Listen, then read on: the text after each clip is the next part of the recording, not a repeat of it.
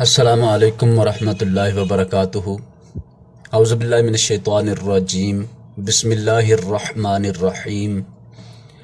پارہ نمبر 26 کا خلاصہ۔ اس پارہ میں 5 مضامین اس طرح بیان ہوئے ہیں۔ سب سے پہلے نمبر پر اللہ تعالیٰ کی توحید، دوسرے نمبر پر اثبات حق، تیسرے نمبر پر فتح مبین اور صحابہ کرام کا ایمان، چوتھے نمبر پر آداب و اخلاقیات، پانچویں اور آخری نمبر پر قوموں کا انجام بیان کیا گیا ہے۔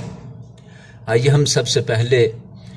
اللہ تعالیٰ کی توحید کے حوالے سے دیکھتے ہیں کہ سورہ احقاف میں اللہ تبارک و تعالیٰ نے اپنی توحید کے اثبات کے لیے اپنی قدرت کو دلیل کے طور پر پیش فرمایا۔ اللہ تعالیٰ اپنی توحید کو بیان کرنے میں زیادہ تر اپنی قدرت کی نشانیاں اور قدرت کے دلائل ہی پیش فرماتے ہیں، تاکہ دنیا کو فیصلہ کرنا اور سمجھنا آسان ہو جائے کہ اللہ تعالیٰ سب سے بڑی طاقت ہے، جو چاہے وہ کر سکتا ہے، جو نہ چاہے سارے مل کر بھی اس کی مخالفت میں نہیں کر سکتے۔ لہذا اللہ تعالیٰ نے تخلیق آسمان و زمین کی دلیل پیش فرمائی اور پھر چیلنج فرمایا کہ جو مشرک لوگ مکہ کے اندر بتوں کو پوجتے ہیں، اللہ کے ساتھ اوروں کو شریک بناتے ہیں، وہ بت ہوں یا کچھ بھی ہو، تو اللہ کے ساتھ شرک کرنا جرم ہے۔ اللہ تعالیٰ نے چیلنج فرمایا، ارونی ماذا خلقوا من الارض ام لہم شرک فی السماوات ائتونی بکتاب من قبل ھذا، یہ مجھے دکھائیں ان کے شریکوں نے کیا پیدا کیا ہے، زمین میں سے کیا بنایا یا آسمانوں میں ان کا کیا حصہ ہے، کسی پہلی کتاب میں سے کوئی تحریر پیش کرو یا پھر کوئی دلیل پیش کرو اگر تم سچے ہو۔ اس چیلنج کا کوئی بھی جواب نہیں دے سکتا، اس لیے کہ پچھلی کسی کتاب کے اندر اللہ تعالیٰ کا کوئی شریک نہیں بلکہ شریک ہونے کو جرم قرار دیا گیا ہے۔ سارے نبیوں نے آدم علیہ السلام سے لے کر جناب محمد رسول اللہ صلی اللہ علیہ وسلم خاتم النبیین تک سب نے ایک ہی دعوت دی ہے کہ اللہ کا کوئی شریک نہیں، لا شریک لہ، اس کا کوئی شریک نہیں، اور اس دعوت پر ان کی بہت زبردست محنت بھی ہے۔ سارے نبیوں نے اپنی اپنی قوم کی مخالفت برداشت کی، مقابلے برداشت کیے، تانے برداشت کیے، حملے برداشت کیے، اور قتل و غارت، لڑائی جھگڑے، ان سب کو برداشت کر کے اور بڑی بڑی آزمائشوں سے گزر کر ایک ہی اعلان کرتے رہے کہ اللہ وحدہ لا شریک ہے، اللہ اکیلا ہے اور اس کا کوئی شریک نہیں، نہ کوئی شریک ہو سکتا ہے، نہ اس نے اپنا کوئی شریک بنا رکھا ہے، نہ اس کی کوئی اولاد ہے، نہ بیوی ہے، نہ بہن بھائی، نہ والدین ہیں۔ اللہ تعالیٰ اکیلا ہے، لہٰذا اللہ تعالیٰ کا کوئی شریک اور ہمسر نہیں ہے۔ یہ تو تھی دعوت سارے انبیاء علیہم السلام کی، اور اس کے ساتھ ساتھ سب آسمانی کتابوں کا یہی فیصلہ اور یہی تعلیمات رہی ہیں، لیکن اس کے باوجود ہر دور میں شرک پھر پھیل جاتا رہا، شرک پھر کئی طرح کی شکلیں اور کئی طرح کے نئے نئے رنگ نکال لیتا، نئی نئی اقسام اس کی پھیل جاتی۔ ہر دور میں اللہ تعالیٰ نے شرک کی ختم کرنے کے لیے اور شرک کو برباد کرنے کے لیے انبیاء علیہم السلام کو مبعوث فرمایا ہے۔ تو ارشاد فرمایا کہ جو شرک کرنے والے ہیں وہ غور کریں، یا جو شرک سے بچنا چاہتے ہیں وہ غور کریں کہ اللہ تعالیٰ نے آسمان و زمین کو بنایا، اس آسمان و زمین میں کسی نے کوئی حصہ،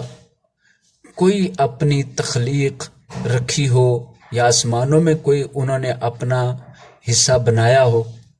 جب ایسا کچھ نہیں، انہوں نے بنایا کچھ نہیں، ان کی کوئی قدرت، ان کا کوئی کارنامہ، کوئی ان کا شاہکار نہیں ہے جس کو پیش کیا جا سکے، تو پھر ایسے لوگوں کو اللہ کا شریک نہ بنائیں۔ اللہ تعالیٰ کا کوئی شریک نہیں، دلائل کے میدان کے اندر بھی اللہ تعالیٰ کا کوئی شریک ثابت نہیں کیا جا سکتا۔ پھر ارشاد فرمایا ومن اضل ممن يدعو من دون اللہ، اس سے بڑا گمراہ کون ہوگا جو اللہ کے علاوہ اوروں کو پکارتا ہے۔ شرک کی سب سے بڑی بدترین قسم وہ اللہ کے علاوہ کسی اور کو پکارنا ہے۔ ہم دیکھتے ہیں کہ قرآن پاک نے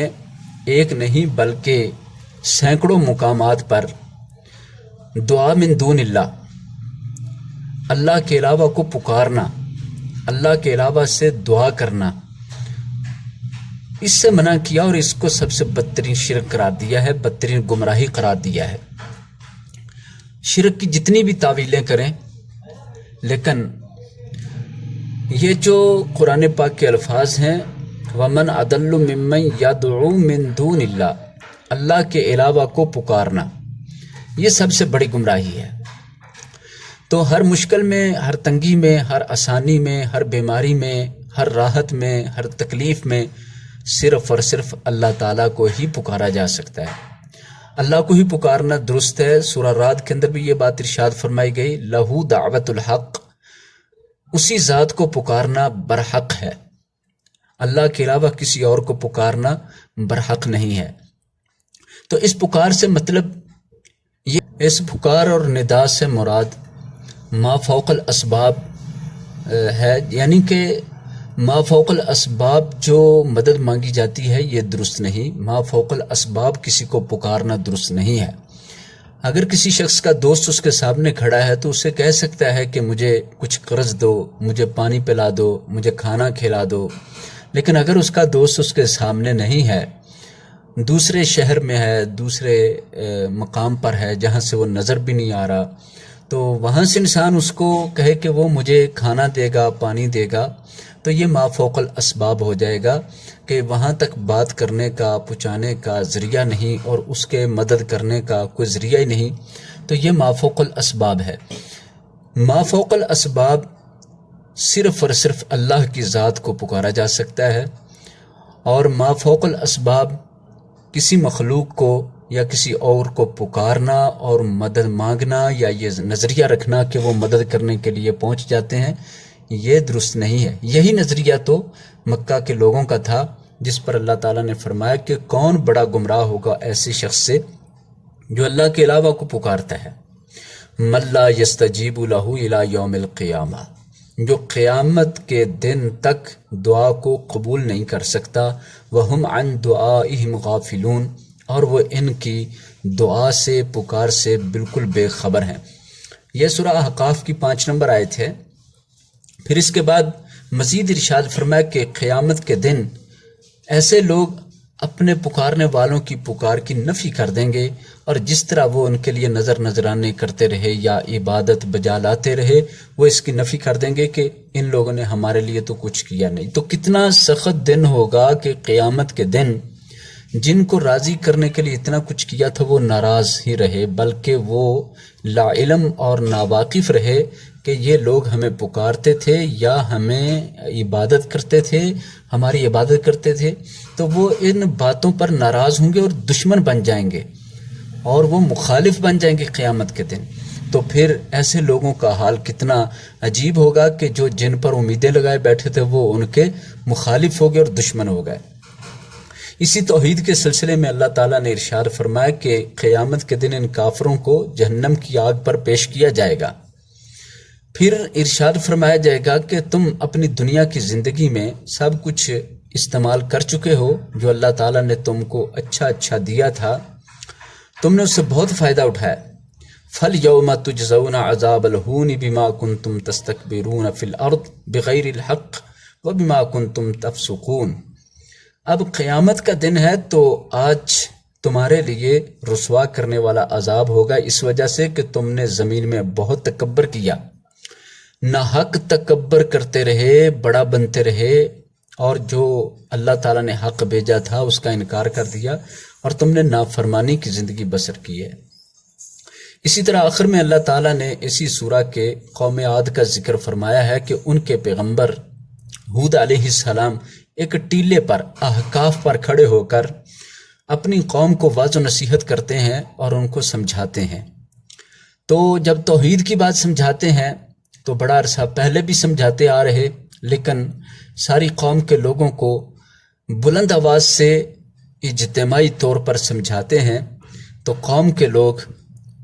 نہیں مانتے، بلکہ چیلنج کرتے ہوئے کہتے ہیں فَأْتِنَا بِمَا تَعِدُنَا، جو تم ہم سے اس طرح وعدہ کر رہے ہو یا ہمیں ڈراوے دے رہے ہو تم اسے لے آؤ۔ آخر کار اللہ کی طرف سے عذاب کی خبر آ پہنچی، کالی گھٹائیں آ گئیں اور یہ لوگ کہنے لگے کہ ہمیں بارش ملے گی۔ تو اللہ تعالیٰ نے فرمایا ان سے کہہ دو کہ یہ جو گھٹائیں آ رہی ان کے اندر بارش نہیں بلکہ اللہ کا عذاب ہے۔ تو ایسا ہی ہوا، وہ اسے بارش سمجھتے ہوئے خوش ہونے لگے کہ بارش آئے گی، اس میں لطف اندوز ہوں گے اور اس میں کھیلیں کودیں گے، تو وہ باہر نکلے، لیکن اسی بادلوں کی گھٹاؤں میں اللہ تعالیٰ نے عذاب رکھا تھا، جس دردناک عذاب کے ساتھ اس قوم کو ختم کر دیا اور تیز ہواؤں کے ذریعے ان کو پٹک پٹک کے مارا گیا۔ اس کے بعد اللہ تعالیٰ نے مشرکین پر سخت قسم کا تبصرہ فرمایا جو توحید چھوڑ کر شرک اختیار کرتے ہیں۔ فَلَوْلَا نَصَرَهُمُ الَّذِينَ اتَّخَذُوا مِن دُونِ اللَّهِ قُرْبَانًا آلِهَةً، تو ان مشرکوں کے معبودان باطلا، خدا کے علاوہ جن کی یہ عبادت کرتے ہیں یا جن کو انہوں نے اپنا قریبی بنا رکھا ہے، تو کیوں نہیں ان کی مدد کرتے؟ خصوصاً جب پھر اللہ کا عذاب آیا تھا انہوں نے ان کو بچا کیوں نہیں لیا؟ بل ضلوا عنہم، بلکہ وہ بھول گئے ان کو، وذالک افکہم، اور یہ ان کا جھوٹ تھا، وما کانوا یفترون، اور جو کچھ قصے کہانیاں وہ گھڑ لیا کرتے تھے وہ بھی سب کا سب جھوٹ ہی تھا۔ جھوٹ گھڑا کرتے تھے، جھوٹے واقعات اپنے معبودوں کے بنایا کرتے تھے،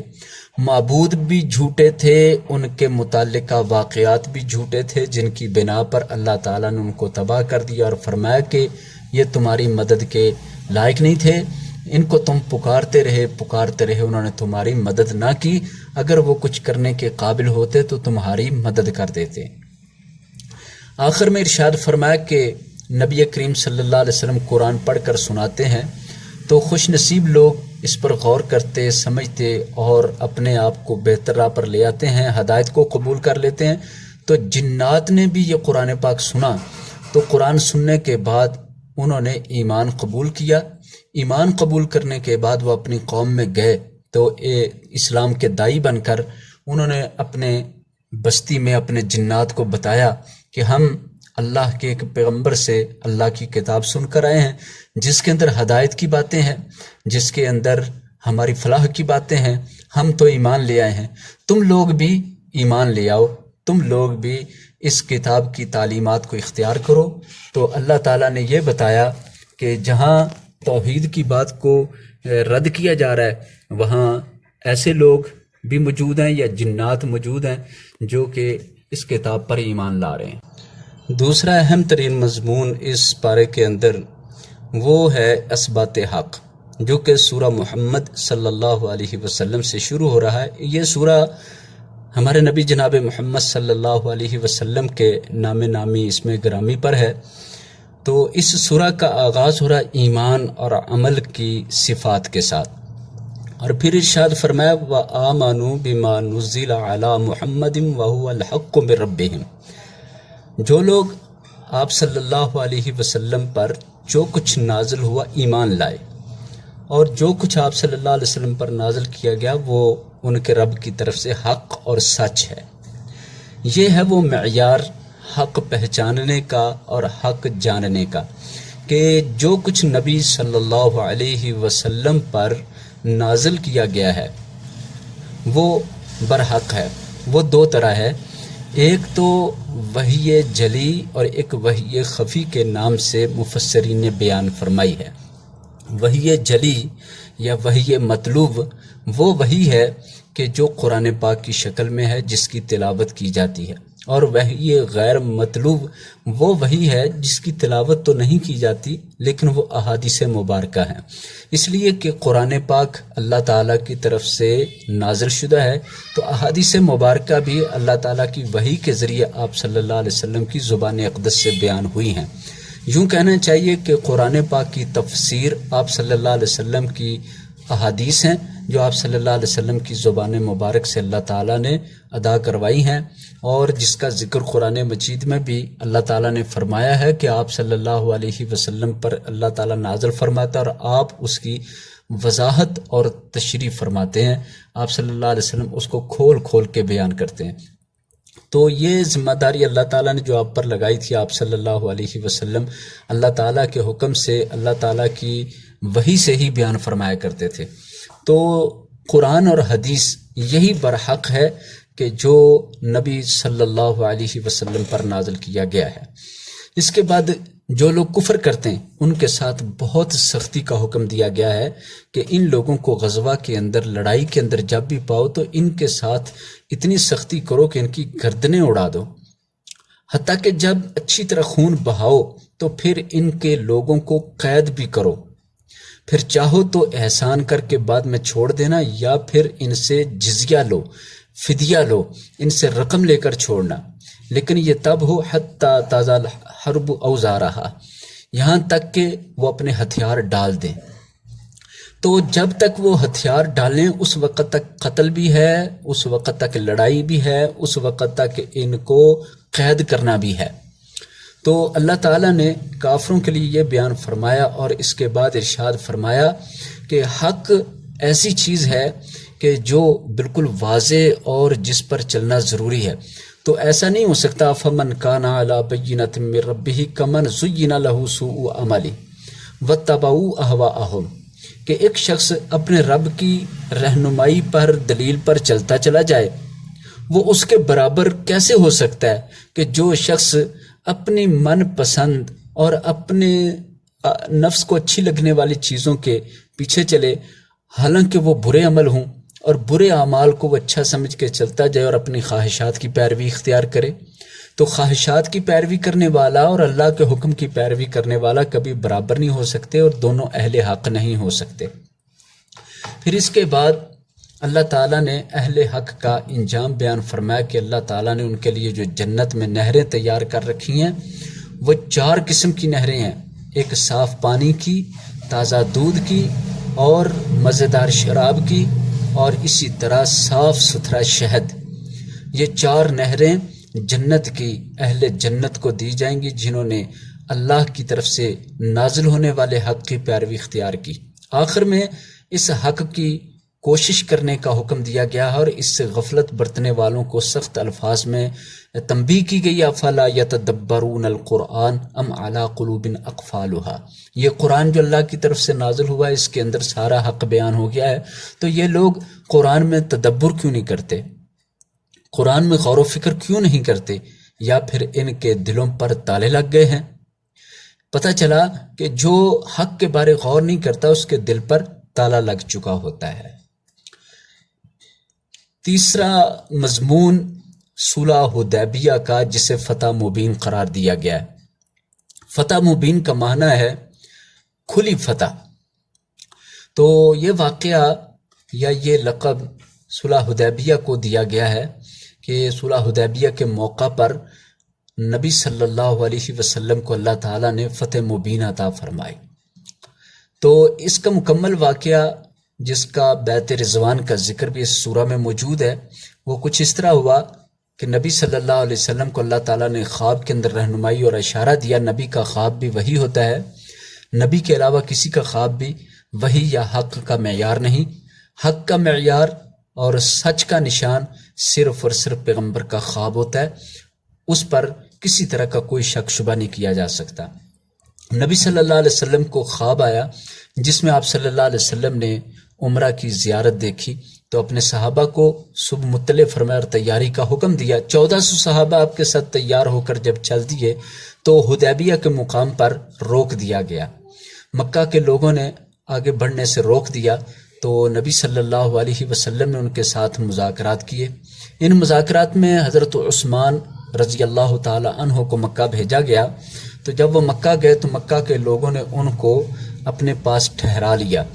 اور باہر خبر یہ مشہور کر دی کہ ہم نے ان کو قتل کر دیا۔ تو نبی صلی اللہ علیہ وسلم نے حضرت عثمان رضی اللہ عنہ کے قتل کا بدلہ لینے کے لیے بیعت لی۔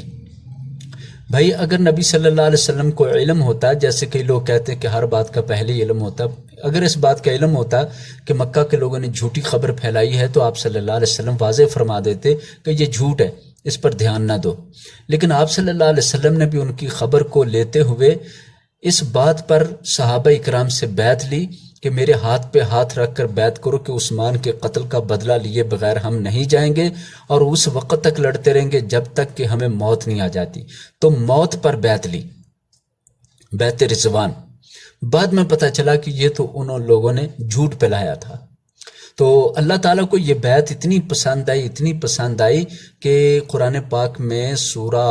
فتح کے اندر اللہ تعالیٰ نے اس کا ذکر فرمایا، ان الذین یبایعونک انما یبایعون اللہ ید اللہ فوق ایدیہم۔ جن لوگوں نے آپ صلی اللہ علیہ وسلم سے بیعت کی وہ آپ سے ہی بیعت نہیں، انہوں نے اللہ تعالیٰ سے بیعت کی ہے۔ اللہ کا ہاتھ ان سب کے ہاتھ کے اوپر ہے، یعنی اللہ کی مدد ان کے ساتھ شامل ہو گئے۔ اسی طرح اس بیعت کا ذکر کرتے ہوئے فرمایا، لقد رضی اللہ عن المؤمنین اذ یبایعونک تحت الشجرہ فعلم ما فی قلوبہم فانزل السکینۃ علیہم۔ اللہ تعالیٰ مومنوں سے راضی ہو گیا کہ جب انہوں نے ایک درخت کے نیچے آپ صلی اللہ علیہ وسلم کی بیعت کی، اللہ نے ان کے دلوں کے حالات جان لیے، اللہ نے ان پر سکون نازل فرمایا اور بہت قریب کی فتح عطا فرمائی، مال غنیمت بھی عطا فرمایا، یہ ساری باتیں ارشاد فرمائے۔ تو اللہ تعالیٰ نے اس بیعت کا ذکر فرمایا۔ تو نبی صلی اللہ علیہ وسلم کے پاس پھر مذاکرات کے لیے انہوں نے جب اور بھی لوگوں کو بھیجا تو چند شرائط کے ساتھ یہ صلح ہو گئی۔ بظاہر یہ شرائط بڑی سخت تھیں یا مسلمانوں کے خلاف محسوس ہوتی تھیں، لیکن نبی صلی اللہ علیہ وسلم نے جب ان کو قبول کر لیا تو واپس جانے کے لیے بھی تیار ہو گئے۔ تو حضرت عمر رضی اللہ تعالی عنہ سوچنے لگے کہ آپ صلی اللہ علیہ وسلم نے ہمیں عمرہ بتایا، اپنا خواب بتایا، قربانی کے جانور ہم لائے، تو اگر آپ نے یہ سب کچھ دیکھا ہے خواب میں اور بیان فرمایا ہے تو پھر اب کیوں نہیں ہو رہا؟ اس بات پر حضرت عمر رضی اللہ عنہ نے نبی صلی اللہ علیہ وسلم سے بھی سوال کیا، ابو بکر رضی اللہ عنہ سے بھی سوال کیا، اور ایک جیسے جواب ملا کہ اللہ تعالیٰ نے جیسا فرمایا ویسا ہی ہوا ہے۔ تو ہم نے جو کچھ خواب میں دیکھا تھا یہ نہیں ہم نے کہا تھا کہ اسی سال ہوگا، لیکن وہ خواب سچ ضرور ہوگا، ہم بیت اللہ میں داخل ضرور ہوں گے، قربانیاں وہاں کریں گے۔ تو یہ تھی وہ ایک بہت سخت صورتحال جس پر واپسی جانا پڑا، لیکن معاہدے کے اندر یہ باتیں چند ایسی بھی تھیں جن کے ذریعے دین کی تبلیغ کرنا اور مکہ میں جا کر گفتگو کرنے کی اجازت ہو گئی تھی۔ لہٰذا اسلام کی ترویج و تبلیغ اور ترقی و عروج کا جو دور شروع ہوا تو اس کو فتح مبین قرار دیا گیا۔ تو اس تبلیغ کو فتح قرار دیا گیا کیونکہ اس کے ذریعے دوسرے لوگوں کو ہدایت نصیب ہونے کے چانس اور مواقع زیادہ ہوتے ہیں، تو اللہ تعالیٰ نے اس کو فتح مبین قرار دی۔ اس موقع پر جو صحابہ کرام کا مزاج تھا جس پر انہوں نے سوال بھی کیے، اللہ تعالیٰ نے ان کو سکون عطا کر دیا اور ان کو اطمینان عطا کر دیا اور معاملات اچھے طریقے سے حل ہو گئے۔ اس کے بعد نبی صلی اللہ علیہ وسلم کے صحابہ کی تعریف میں اللہ تعالیٰ اسی سورہ میں فرماتے ہیں، محمد الرسول اللہ والذین معہ اشداء علی الکفار رحماء بینہم تراہم رکعا سجدا یبتغون فضلا من اللہ ورضوانا۔ محمد صلی اللہ علیہ وسلم اللہ کے رسول ہیں اور ان کے ساتھی یعنی صحابہ کرام کافروں پر سخت اور آپس میں بہت رحم دل اور نرم ہیں۔ تم ان کو دیکھو گے کہ وہ رکوع اور سجدہ کرتے ہیں، وہ اپنے رب کی خوشنودی اور فضل چاہتے ہیں۔ ان کی مثال تو ایسی ہے جیسے کوئی کسان اپنی کھیت لگائے، جب کھیت میں کونپلیں نکلتی ہیں اور فصل تیار ہو جاتی ہے تو کسان خوش ہوتا ہے، لیکن کفار کو اس بات پر غصہ آتا ہے۔ یہ جملہ کہ لیغیظ بہم الکفار، کفار کو اس سے غصہ آتا ہے، یہ صحابہ اکرام رضوان اللہ اجمعین کی عظمت پر دلالت کرتا ہے کہ یہ نبی صلی اللہ علیہ وسلم کی وہ جماعت ہیں۔ جس طرح ایک کسان کی کھیت تیار ہو جائے تو وہ خوش ہوتا ہے، نبی صلی اللہ علیہ وسلم اپنی جماعت کو دیکھ کر خوش ہوتے، لیکن کافر دیکھ دیکھ کر غصہ ہوتے اور ان کے دل کے اندر جلن ہوتی۔ تو اس میں صحابہ کرام کی کافی ساری صفات کا ذکر کر دیا ہے، یعنی کہ ایک طرف فتح مبین ہے تو دوسری طرف نبی صلی اللہ علیہ وسلم کے صحابہ کا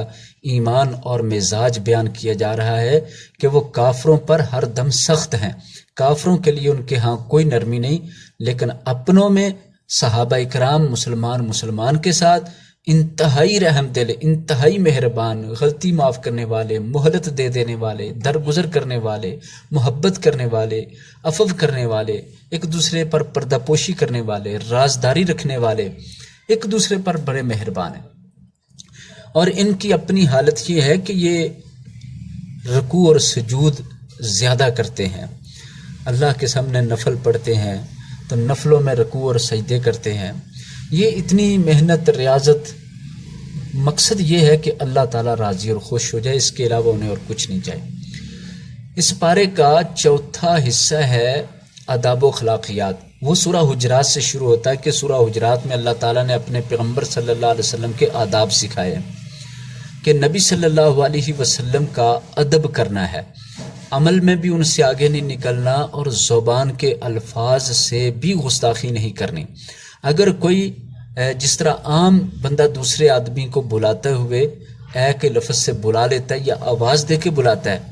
تو اس طرح کسی نے میرے نبی کو بلایا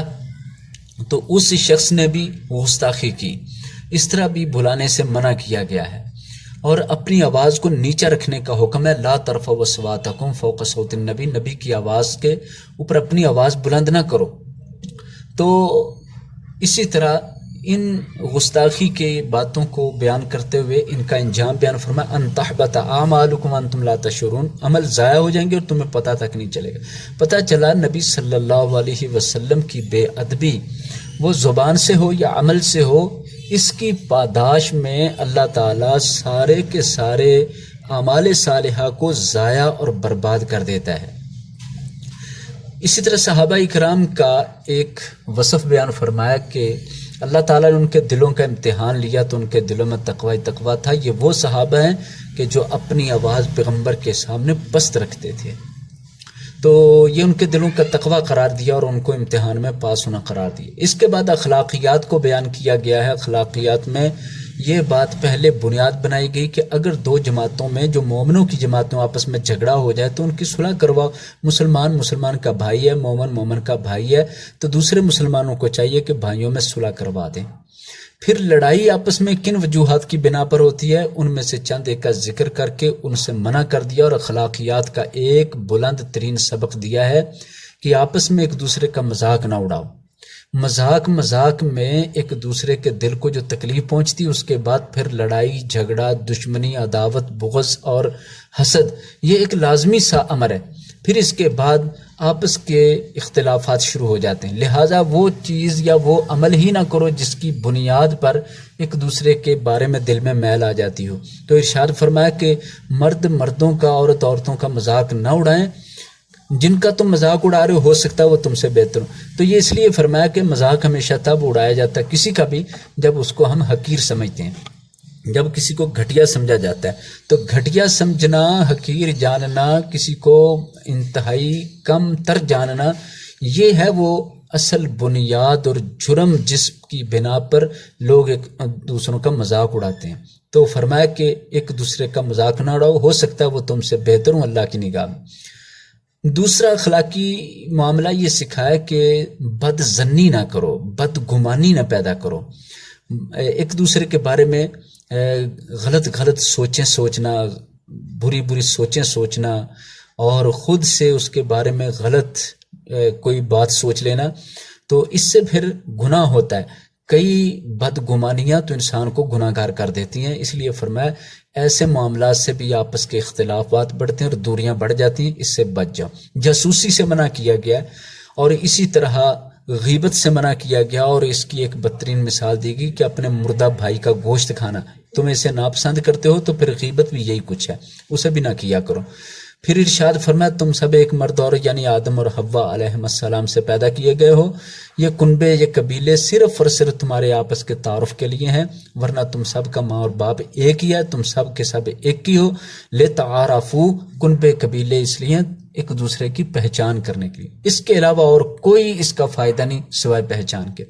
ان اکرمکم عند اللہ اتقاکم، ہاں تمہارے میں سے اللہ کے نزدیک عزت والا وہ ہے جو پرہیزگار زیادہ ہے۔ تو تقوی اور پرہیزگاری یہ انسان کا اصل عمل ہے، یہ اصل انسان کی پہچان اور اللہ کے ہاں عزت کی چیز ہے۔ آخری حصہ ہے جو سورہ قاف اور سورہ زاریات میں بیان ہوا ہے، وہ ہے قوموں کا انجام۔ اللہ تعالیٰ ارشاد فرماتے ہیں کہ پیغمبر قوموں کے پاس آئے تو لوگوں نے ہمیشہ تعجب کیا کہ یہ کیا بات کرتے ہیں اور کس طرح کے لوگ ہیں، اور پھر اللہ تعالیٰ نے پچھلی قوموں کے اعتراضات کا بھی ذکر کیا کہ وہ نبیوں سے کیا کیا اعتراض کرتے رہے، پھر پچھلی قوموں کے انجام کا بھی ذکر فرمایا، پھر اس کے بعد ارشاد فرمایا اچھے لوگ وہ تو رب کی جنتوں میں ہوں گے جن جنتوں میں بہت بہترین نعمتیں ہوں گی، اور برے لوگ وہ جہنم میں ہوں گے جو بدترین قسم کی جگہ ہے جس کی سزائیں اور عذاب بہت تکلیف دہ ہیں۔ اور آخر میں ارشاد فرمایا ان فی ذلک لذکریٰ لمن کان لہ قلب او القی السمع وہو شہید۔ یہ جتنی نصیحتیں قرآن میں ہیں اور ان واقعات میں ہیں، یہ اسی کے لیے نصیحت اور فائدہ مند ہیں جس کا دل ہو اور جس کے کان صحیح ہوں، کان جس کے نصیحت سننے کے لیے جھک جائیں اور وہ حاضر ہو۔ مطلب یہ ہے ان نصیحتوں سے فائدہ تب ہوتا ہے، قرآن کی آیتوں سے فائدہ تب ہوتا ہے، درس دروس سے فائدہ اور خطابات سے فائدہ تب ہوتا ہے جب انسان اپنے کان، اپنا دل نصیحت کی طرف مائل کر دے اور پھر پوری توجہ کر کے بیٹھے۔ پھر ارشاد فرمایا کہ یہ لوگ جو قیامت کے بارے میں مختلف قسم کے ٹوٹکے لگاتے ہیں، مختلف قسم کے اندازے اور غلط باتیں کرتے ہیں، اپنی عقل سے قیامت کو سوچنا چاہتے ہیں، ایسے لوگ مارے گئے، قتل الخراصون۔ پھر فرمایا جو پرہیزگار ہیں وہ رب کی جنت کے مالک ہیں، اور پرہیزگاروں کی صفت یہ بیان فرمائی کہ وہ تہجد کے وقت اٹھنے والے، استغفار کرنے والے، اور اپنے مالوں میں ضرورت مندوں کو وہ مانگنے والے ہوں یا محروم ہوں ان کا حق ادا کرنے والے ہوتے ہیں۔ تو یہ نیک لوگوں کی صفات